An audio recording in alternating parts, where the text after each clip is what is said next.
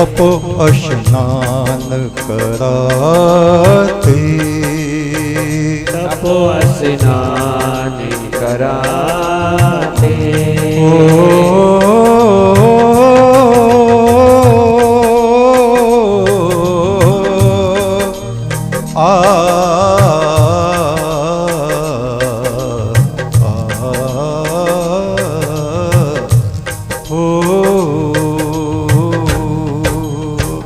जब जीव हंस अनंत में उड़ता,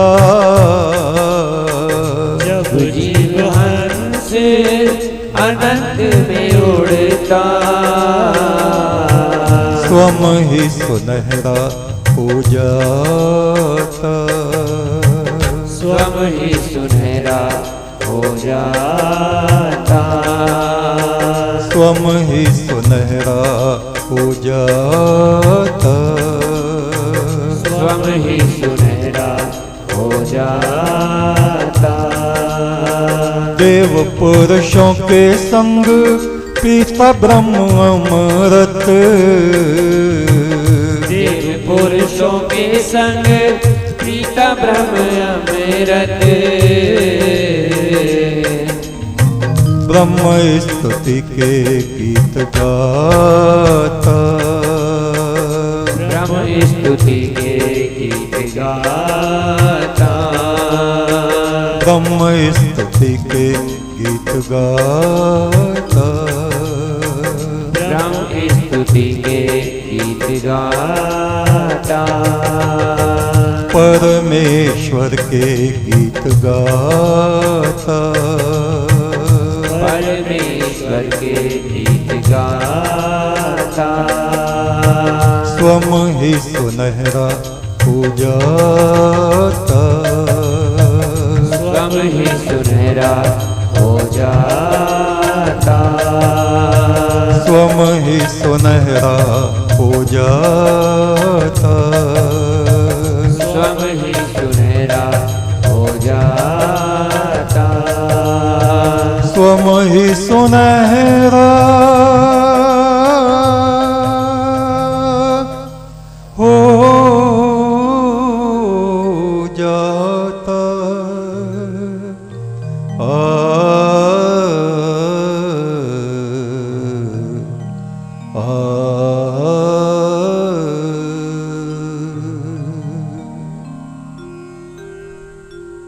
जब हमारा जीवात्मा उस परम ब्रह्म के ध्यान में होता है, उसके संग होता है, और जब हमारी संगति संसारी मनुष्यों से होती है,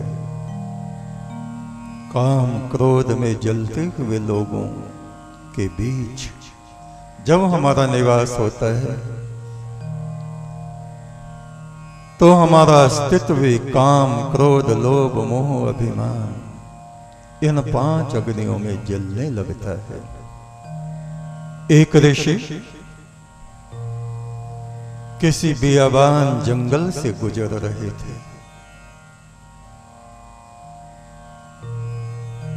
दोपहर में स्नान उपासना आराधना का समय हुआ। निकट ही एक नदी थी, उसमें स्नान करके सब गुरु शिष्य, उनके शिष्य भी साथ थे। वो सब दोपहर की स्तुति आराधना में बैठे।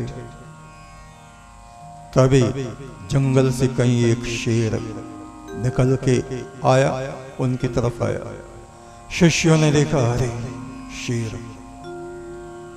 भय से भयभीत हो गए। गुरु तो आंख बंद किए बैठे, उनको पता नहीं शेर है क्या है। वे शिष्य प्राण बचाने के लिए वृक्षों पर चढ़ गए। वो सिंह बनराज आया और उन ऋषि के चारों तरफ चक्कर लगा के लौट गया। शिष्य सब देख ही रहे थे, उनको बड़ा अचरज हुआ। अरे नीचे उतरे, कहा गुरु महाराज चलिए। उपासना समाप्त हुई, प्राण बच गई, आज तो सिंह आ गया था। बोले कोई बात नहीं, जब तक संसार में हमारा दाना पानी है तब तक हम हैं, चिंता की कोई बात नहीं, भयभीत होने की कोई बात नहीं। आगे चले संध्या काल में, जहां रुके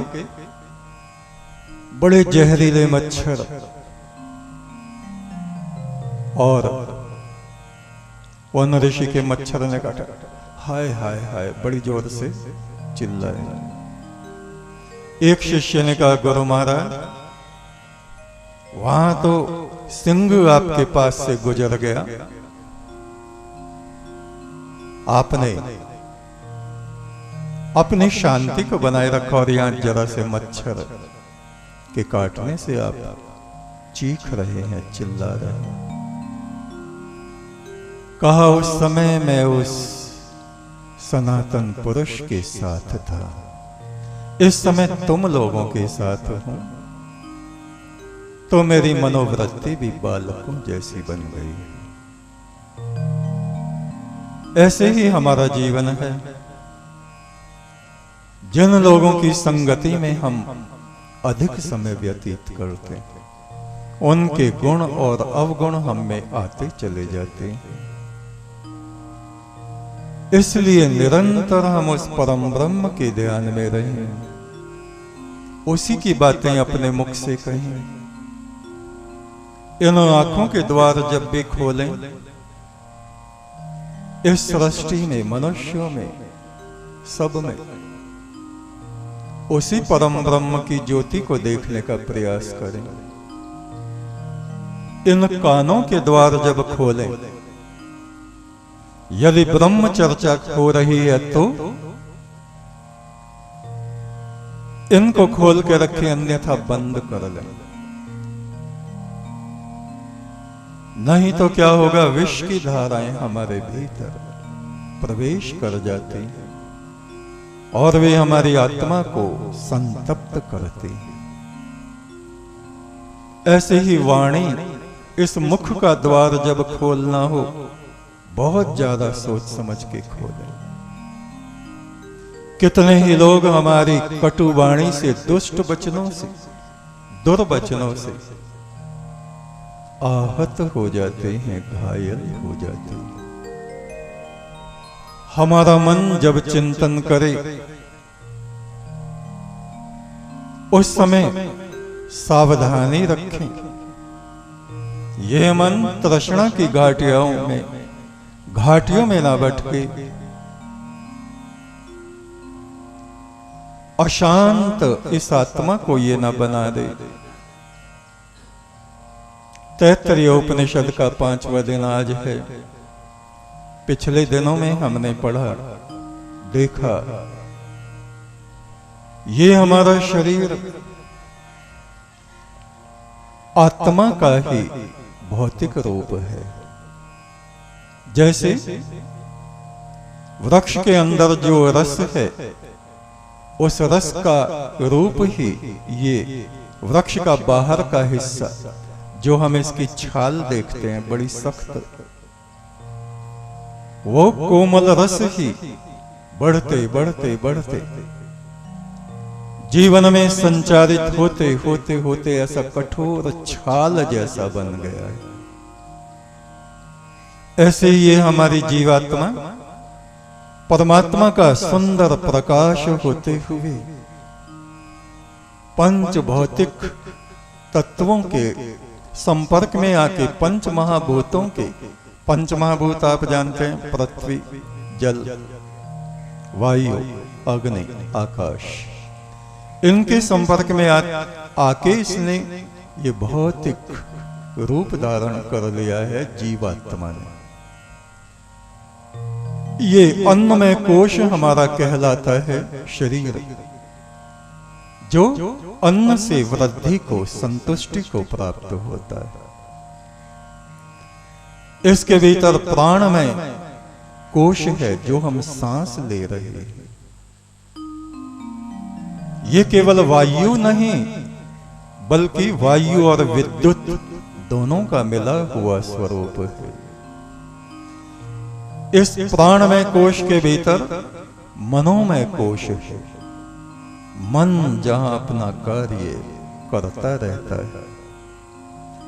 तस्माद्वा एतस्मान मनोमयात अन्यो अंतर आत्मा विज्ञानमय स्तेनैष पूर्णः सवा एष पुरुषविद एव तस्य पुरुष विद एव तस्य पुरुष विधाता मन्वयं पुरुष विदः तस्य श्रद्धैव शिरः ऋतं दक्षिणः पक्षः सत्यम उत्तरम पक्षः योग आत्मा महापुच्छ प्रतिष्ठा तदप्येष श्लोको भवति।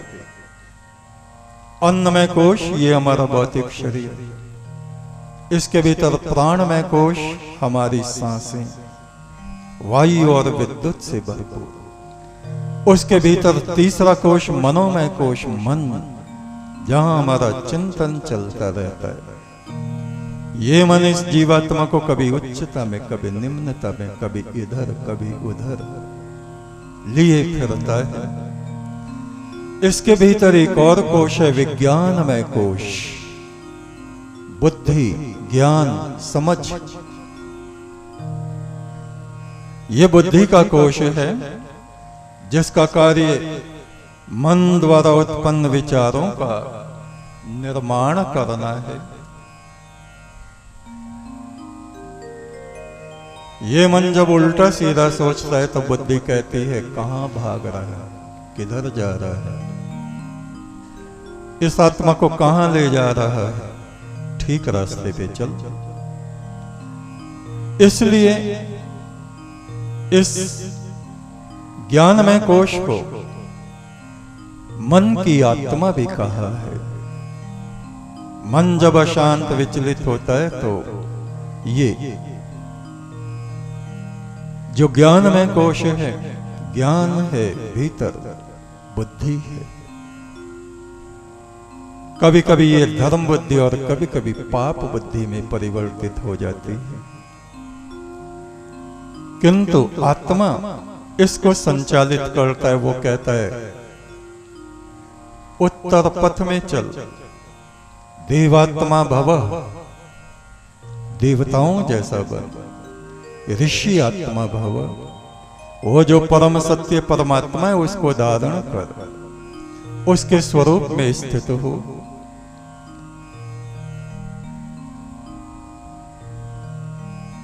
ये ज्ञानमय कोश का जो शरीर है, विग्रह है, ये भी इस भौतिक शरीर जैसा ही है जो इसके भीतर समाया हुआ है। विज्ञान में शरीर का क्या कार्य? श्रद्धा को उत्पन्न करना, सत्य आचरण में आत्मा को स्थित करना, सत्य भाषण की तरफ इस जीवात्मा को ले जाना, जो क्रम से इसका सिर, श्रद्धा इसका मस्तिष्क है, सत्य आचरण इसका दाहिना पंख या हाथ है, और धर्माचरण इसका बायां पक्ष है। इसका मध्य भाग योगमय है। ये बार बार इस मन को कहता है तू उस परमात्मा से अपनी युति कर, उससे जुड़, इधर उधर संसार में न भाग। इसी से योग सिद्धि की प्राप्ति होती है। इसका पृष्ठ भाग महालोक है जो इसका आधार है। महान आत्माओं का चिंतन, जिस धर्माचरण को करके ये महापुरुषों में जाके स्थित होता है, ये मध्य भाग ही इसका जीवात्मा है। मन, बुद्धि, चित्त और अहंकार से युक्त ये आत्मा जीव आत्मा की संज्ञा से युक्त हो जाता है। ये आत्मा तो उस परम ब्रह्म का निर्मल प्रकाश है, किंतु जब इसमें मन, बुद्धि, चित्त और अहम ये सब आते हैं तो ये जीव कहलाने लगता है और जन्म मरण अनेक शरीरों को धारण करता और त्यागता है। विज्ञानम यज्ञम तनोते कर्माणि तनोते अपि च विज्ञानम देवाः सर्वे ब्रह्म ज्येष्ठम उपासते विज्ञानम ब्रह्म चिद्वेद तस्माच्चेन्न प्रमाद्यते शरीरे पाप मनो हित्वा सर्वान् कामान् समश्नुत इति तस्यैष एव शरीरात्मा यः पूर्वस्य। जो जो मनुष्य स्थूल शरीर से सूक्ष्म तत्व की तरफ बढ़ता है उसकी आत्म चेतना का प्रकाश बढ़ता चला जाता है। वह उस आत्म चेतना के समीप पहुंचता है, ब्रह्म के समीप पहुंचता है। मनुष्य का ये शरीर उस चेतनात्मा का सबसे स्थूल रूप है, भौतिक शरीर। अन्य प्राण में और मनोमय शरीर इसके सूक्ष्म शरीर हैं तथा ये विज्ञान में शरीर इनमें भी सूक्ष्म है, जो आत्मा के समीप होने से अधिक ज्ञानमय और प्रकाशमय है। इसी विज्ञानमय कोश की रचना के बाद इस आत्मा की जीव आत्मा संज्ञा हो जाती है। इस आत्म चेतना में सर्वप्रथम मैं का भाव उत्पन्न होता है। जैसे समुद्र में पड़ी हुई लहर मैं कहते, मैं ये मेरा शरीर, ये मैं लहर हूं। समुद्र से अपने आप को अलग समझने लगती। इसके बाद बुद्धि स्वरूप विज्ञान में कोश का विकास होता है। ये विज्ञान में कोश आत्मा के सर्वाधिक समीप है, किंतु बुद्धि के विकास के कारण वह अपने को आत्मा से भिन्न अलग अनुभव करता है। इसी कारण इसे जीवात्मा कहा जाता है। ये ही जीवात्मा सभी कर्मों का कर्ता बन जाता है, जिससे उसको कर्मों के फल भी भोगने पड़ते। वस्तुतः आत्मा ना करता है और ना भोगता है, इसलिए उसमें ना कोई कर्म है ना भोग है। इंद्रियों के सभी देवता इसी को ब्रह्म स्वरूप मानकर इसी की उपासना करते हैं। वे भी आत्मा अथवा ब्रह्म के रूप से अनभिज्ञ रहते हैं। यदि कोई व्यक्ति इस विज्ञान में शरीर को ब्रह्म रूप भी मानकर समझकर स्वीकार करता है, वह इसमें प्रमाद आलस न कर आत्मा से भिन्न नहीं मानता, तो वह शरीर द्वारा किए गए समस्त पापों से मुक्त होकर इस विज्ञान में स्वरूप आत्मा के उच्च भोगों का अनुभव करता है। वह बारंबार अपने आप को देवलोक में देवगणों के बीच में देखता है, उन्हीं जैसा बनने का प्रयास करता है। इसकी तरक्की होती है। ये विज्ञान में स्वरूप आत्मा के पहले कहे गए प्रमाणमय मनोमय कोश का भी आत्मा है। ये सभी कोश इसके अधीन रहकर कार्य करते हैं। तस्माद्वाएत इस्मात् विज्ञानमय अदन्योऽन्तरात्मानन्दमयः तेनैष पूर्णः सवाएष पुरुषविद एव तस्य पुरुषविद्ता मन्वयं पुरुषविदः तस्य प्रियमेव शिरः मोदो दक्षिणः पक्षः प्रमोदः उत्तरपक्षः आनन्दात्मा ब्रह्मपुच्छं प्रतिष्ठा तदस्येष श्लोको भवते। ये विज्ञान में कोश ही जीवात्मा का स्वरूप है, किंतु इसके भी भीतर एक और कोश है जिसे आनंदमय कोश कहा जाता है। ये भी आत्मा का ही एक रूप है, किंतु स्वयं आत्मा नहीं है। यह आनंदमय कोश विज्ञान में कोश से व्याप्त है। ये कोश भी विज्ञान में कोश की ही भांति मनुष्य शरीर के आकार वाला है। इसमें इन सभी कोशों को